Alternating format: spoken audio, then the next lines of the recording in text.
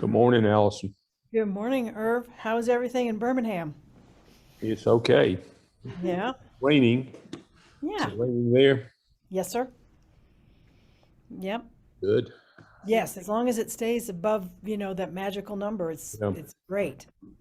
Yeah. What are they saying now as far as the, I don't know. Ellen and I were just discussing it. We've decided we weren't really going to look at it.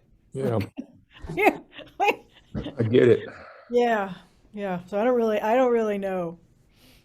So I've read the introduction of the first couple of chapters of this. I really like this book. So I'm really glad it's a different take on, I think, a way to get at what you believe about yeah, something. That's yeah. what I liked about it. Yeah. Yeah. Good morning, Laura Flaherty. Morning, Laura. Good morning, Irv. Good morning, Allison. Good morning. Laura F.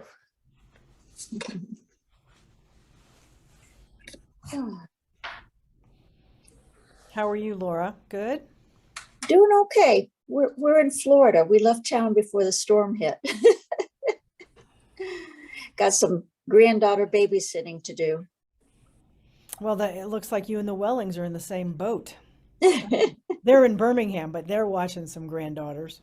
Yeah, okay. They're not baby granddaughters. So No, Yeah. they're not. Maybe just to y'all. Maybe just to y'all.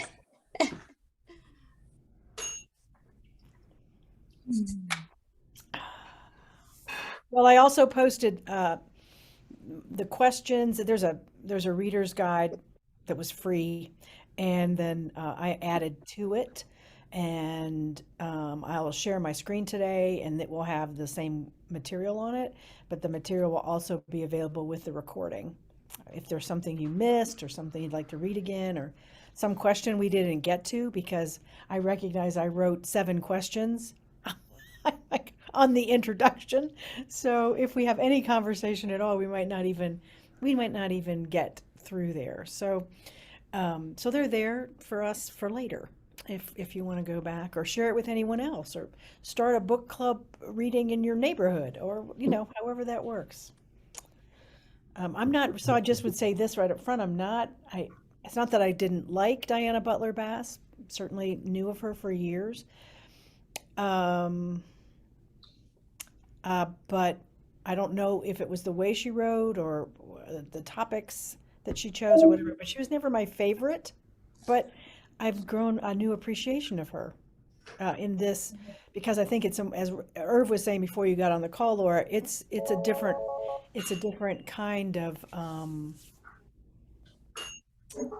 it's not a theological treatise in the sense that there's 1,000 footnotes at the end of every chapter or citations or that kind of a thing. This is more along the lines of the way I think and the way I relate to things, like through my own experience, which definitely means it needs to be checked by the community because it's super dangerous when one, uses her own experience as the sole method of how she knows Jesus. It's really good to have other people check you out, so we don't get too far off the rails.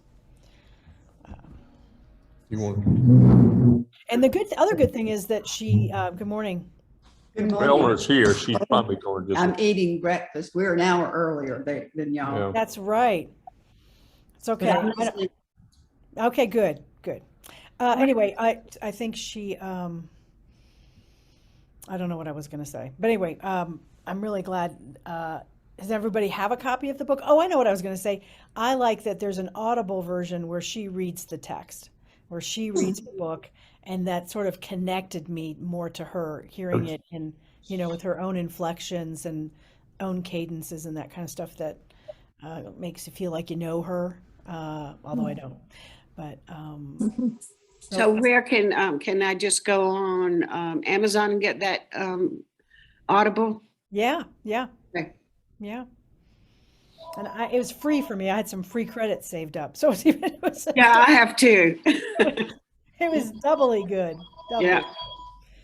All right. Well, I see that Kate Golson was calling the office. I'm sure she was trying to get the Zoom info. You put it on mute, it's Rob. So, Right. Sit down there. Down there. Sit down. All right. Yeah. So how many of you have so far read at least the introduction? Right, Have you? great. Okay. Oh, So I'm gonna share my screen and the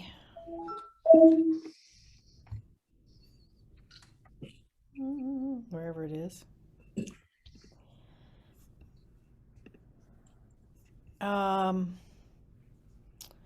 This is how I've decided to break down the book. That today we'd cover the introduction. Next week we'd cover the chapter on Jesus as friend. And February 3rd we would cover chapter 2,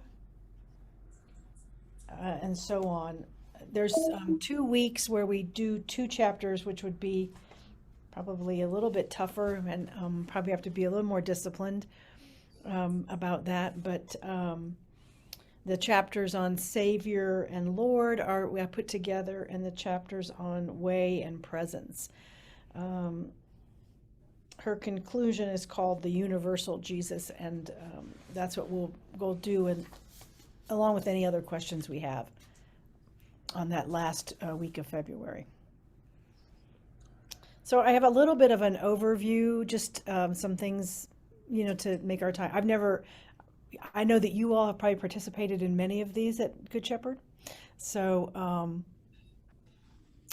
I'd like you to bring your questions and share your insights as you feel comfortable. To remember to try to use I statements when we're talking. And also a reminder about how much you want to share, right? Because these sessions are recorded and other people can hear your reflections later. So if we learn to trust each other and all that is fine, I just want to remind you of that. And then I'm wondering if any of you have any other expectations. Do you see me? Yes, we see you. Oh, yay. Sorry. Thank you, love, as usual. Have a great day. Bye. Oops, I don't know. I've lost it somehow. Don't know what it is. All right, everyone. Let's have I guess I should have said, since it's a Zoom thing, to remember when you come on to mute yourselves so that we don't happen to hear everything that's going on in your household. And then when it's your turn to speak, you can unmute yourselves. It just makes it a little less cumbersome. Our lectionary class on Tuesday was kind of a mess. But we're all still learning this, and even as long as some of us have been doing it, things can go wrong. Our computers and our technology can interfere with how we interface with each other. So I have I have a very wide latitude for how we are together, but just to kind of make it so that we can all participate in the best way that we can. All right, so let's just go this morning and everyone have a chance to say good morning to the group and how you are, and I'll call on you, and then that way it won't be too confusing. Irv and Eleanor, would you like to say good morning? Good morning. Good morning. We are in Birmingham and we have one sick teenager here throwing up and 2 dogs and a house showing tomorrow. So it's not as calm and cool as we thought it was going to be. So we're delighted to be with you. Well, prayers for all of that, for sure. Good morning. All right, Laura, how are you this morning? Well, we're also out of town. We left early for Florida since we have to do some babysitting with our granddaughter next week. We want to make sure we got here, so we left before the storm, but things are okay. Good. Glad to see you. Okay, Maisie, good morning. You're going to have to unmute yourself. There we are. Yeah. Okay. I'm fine. Sharon is in and out. She's gonna sit on the other side of the table and listen. We have a plumber and we're having to jump up and down. So, but we're all fine. Great. And here she is to say hey. Good morning, everybody. Good morning. Good morning. Thank you. And good to see you both. Kate on her iPad. How are you?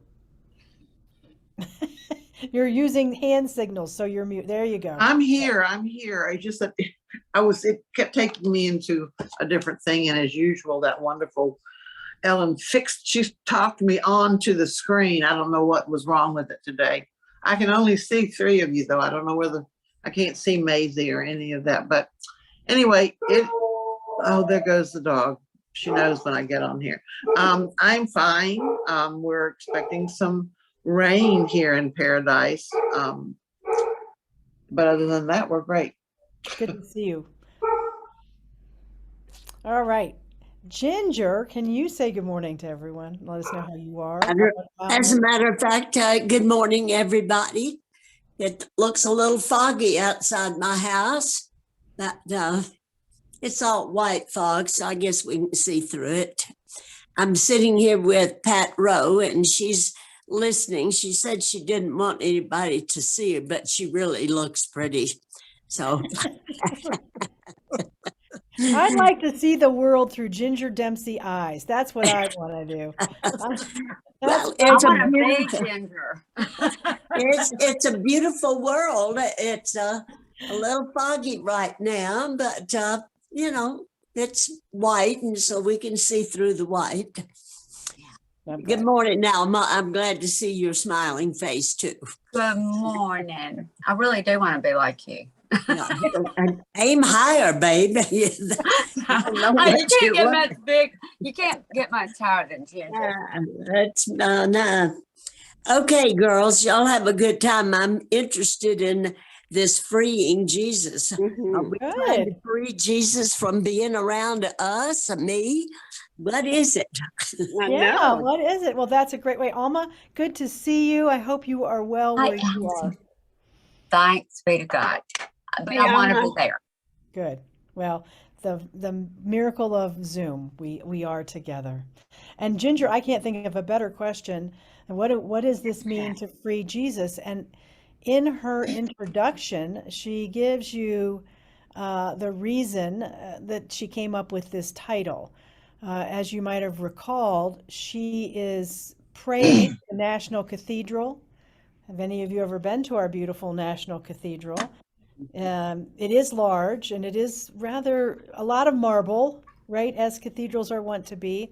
I'm going to scroll down a little bit, and I'll show you the picture that she was looking at. So can you see that on your screen? Yes. Yeah, that's the triptych in the National Cathedral in the side chapter. In the side, the reredos is around it. The reredos is the wood part, right? That's the wood that surrounds it, and this painting is behind it. That's what she was looking at when she heard Jesus speak to her. Let me out of here. I mean, get me out of here, I think is the words that she thought she heard. And my first question is, have any of you ever had that experience, or in such an auditory way of, and this is very personal, right? This is kind of a hard way to start a class, but an auditory experience of hearing the holy. I don't think it was auditory, but it was a picture. I haven't had the auditory experience, but immediately I kind of understood what she was talking about, in that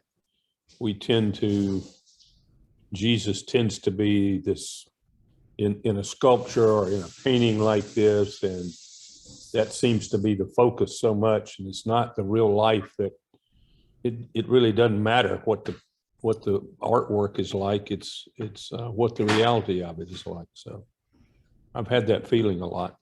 Mm-hmm.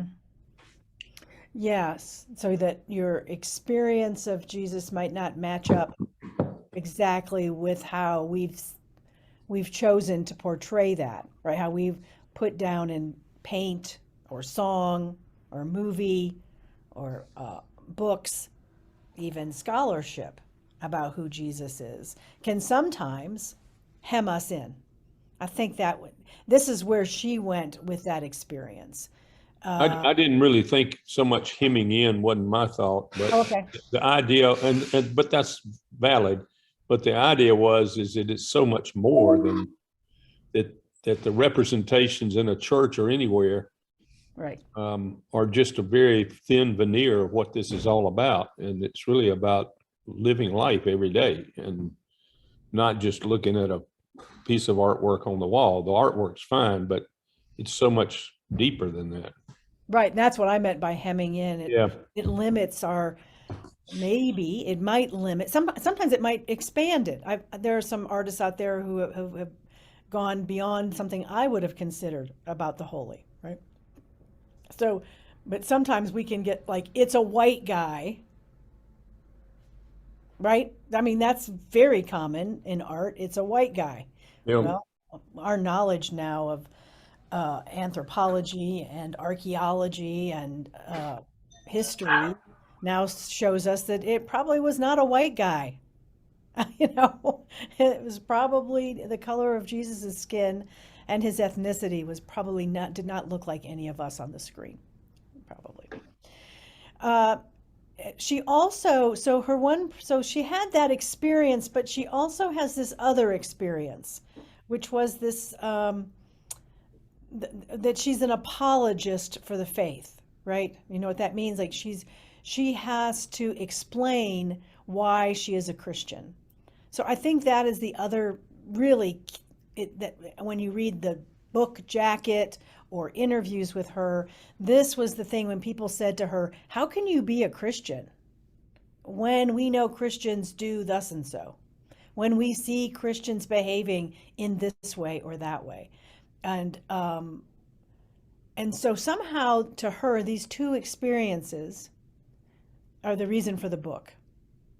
That somehow her way of thinking about this was, if we were able to explore the names we have for Jesus in terms of his the things he did or the things he was to people, might give us a way to answer that question, why am I a Christian today? So that somehow those two things feed together. How have you all had any experience in that idea where that you find yourself defending your faith or your belief in something? Because it's wide, this idea of who is a Christian. There's a scale, right? The way we demonstrate that in denomination. It maybe not how we inculcate that in ourselves, but in denomination, there's a wide understanding of many things, theological, right? I mean, you guys are following me on this. It's a theological thing. The scholarship, how we understand atonement and salvation, incarnation, all those things, those big words that I went to seminary for. And then there's kind of the lived experience of Jesus, which in some times in my life, in some places in my life, didn't get as much credit, if I can say it that way, as maybe the understanding of who God is or who the Holy Spirit is. Sometimes that in the Episcopal, I'm a cradle Episcopalian, but in the church I grew up in, very faithful people, yet we really didn't talk about Jesus after you got confirmed. I mean, it was on a stained glass window. It was more of a psychological approach to the faith. And I think that was pretty common. I was born in 1958, and so I think that was pretty common in the late 60s and the 70s for Episcopalians and Episcopal clergy in particular to be trained in that way. as a more universalist kind of Yeah. outlook on the world. That's why we were called the sleeping giant. Yeah, that's exactly right. Um, and so people who talked about Jesus regularly, it could be embarrassing for us because it was associated with, more hand raisers or clappers or people who spoke in tongues or people who claimed, which I don't have any problem saying Jesus is my Lord and Savior. So I hope you don't hear me saying that I have some aversion to that. I'm more recounting a historical place for many, many kind of mainline Protestants. We went to church, we served on a board or two, we might have taught Sunday school when our kids were little, and we didn't talk about Jesus in any way, generally speaking. We figured at our baptisms we were saved, which I still believe, and there was not maybe necessarily a defining moment to that salvation, right? And Bass comes from that same background. She was a Methodist, and then her parents got divorced, and then so she kind of had a different experience of the church than she'd had when she was small. Well, let's go back to you guys. Just say things you want to say, because I'm going to go back to the top here. Some notes. Go ahead. I'd like to answer your question that we didn't have a chance. Have we defended? I have defended because I sort of quasi went through seminary and learned some of those big words, so I've defended theologically my beliefs, but I've also had to explain personally to very worldly children of mine who are not, they grew up in the church for sure. They were PKs, but that may be the reason that they're a little less open. But anyway, I have defended my personal belief as well as my intellectual. Mm-hmm. Thank you. Well, I don't know that most of everybody knows this. Probably you don't. I was reared in a home where I went to temple on Friday nights, and I went to the Episcopal Church on Sundays, and so believe me, I've had to defend what I believe many, many times, and remind people that Jesus was a nice Jewish boy at one point. I think all of his life he was that. Yes. Yes. And I mean, he did no conversion or anything. That's what he stayed.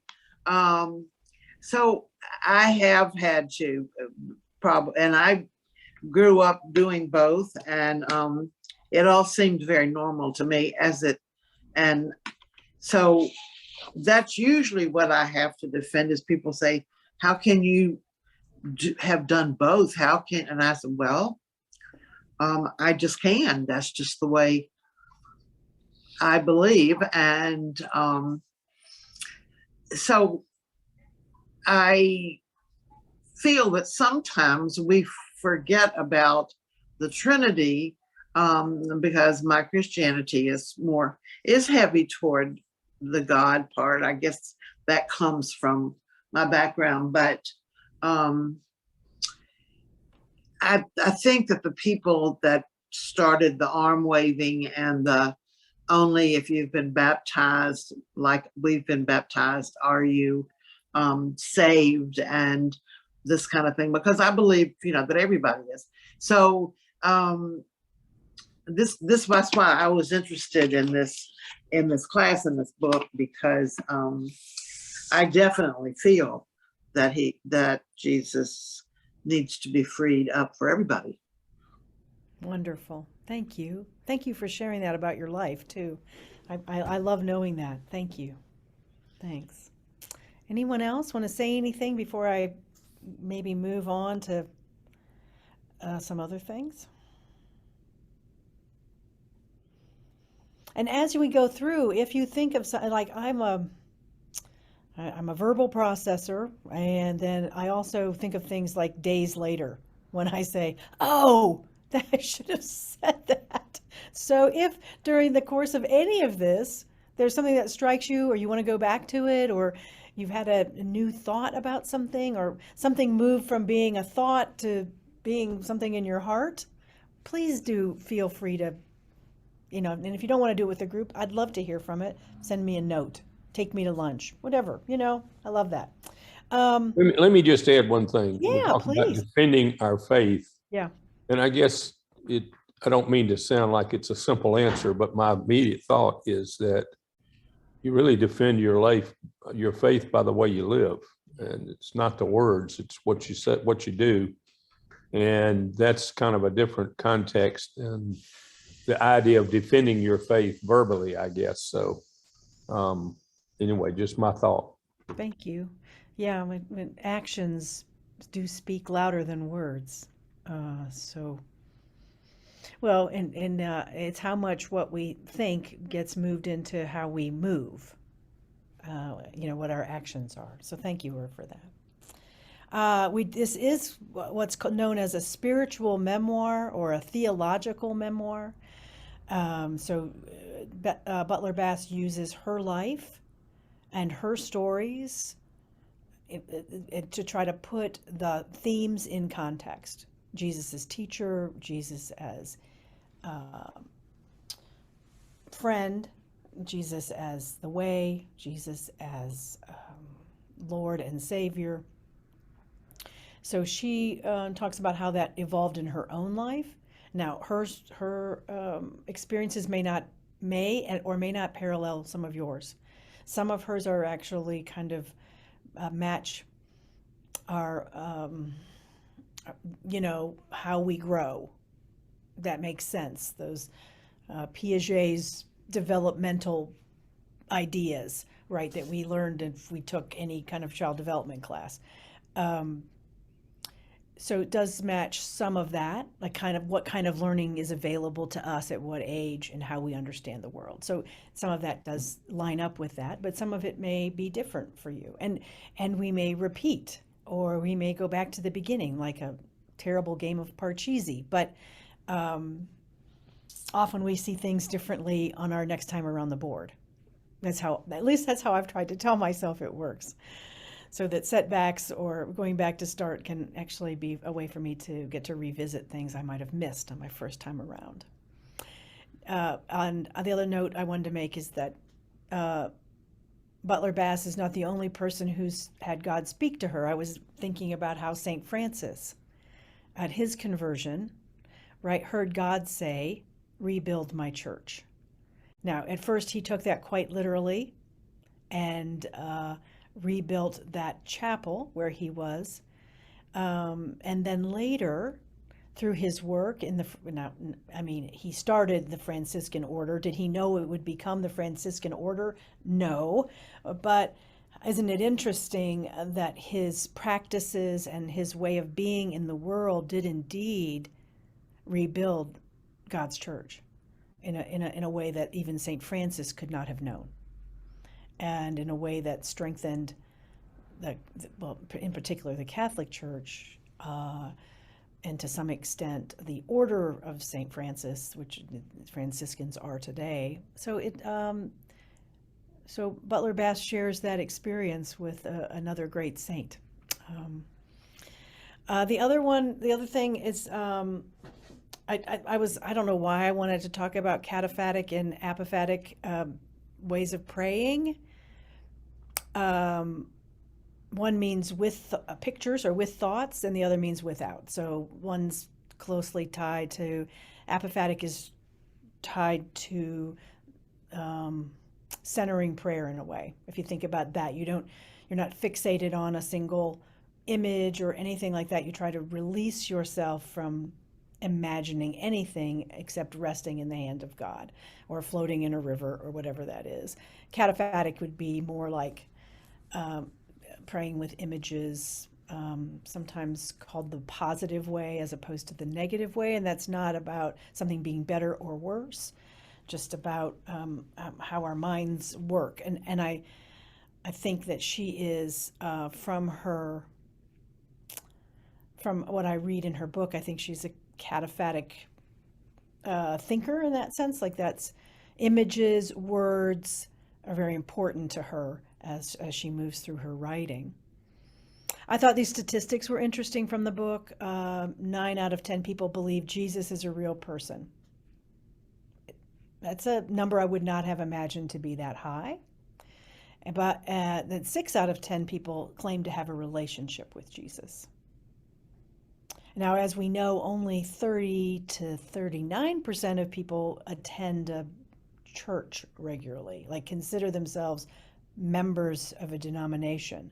So you can see that fully a third of people who believe in Jesus or have a relationship with him do not, even more, maybe half, don't attend a church. Their faith is quite personal in that way, right? It's not centered in a community. Like each of us our lives are centered also in a community.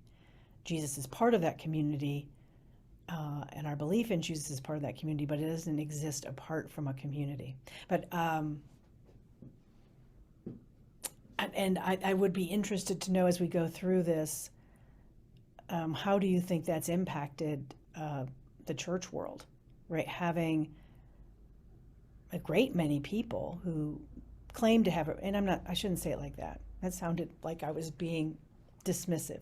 People who have a relationship with Jesus, but yet don't attend church.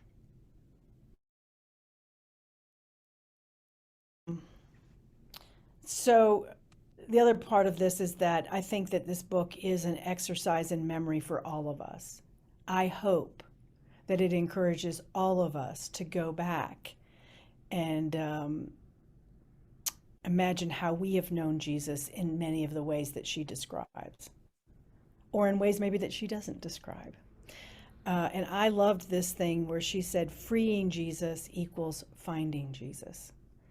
And it doesn't assume that Jesus is lost, no, but how we maybe it's rediscover, reimagine, re-engage. That's how I'm seeing this, a chance to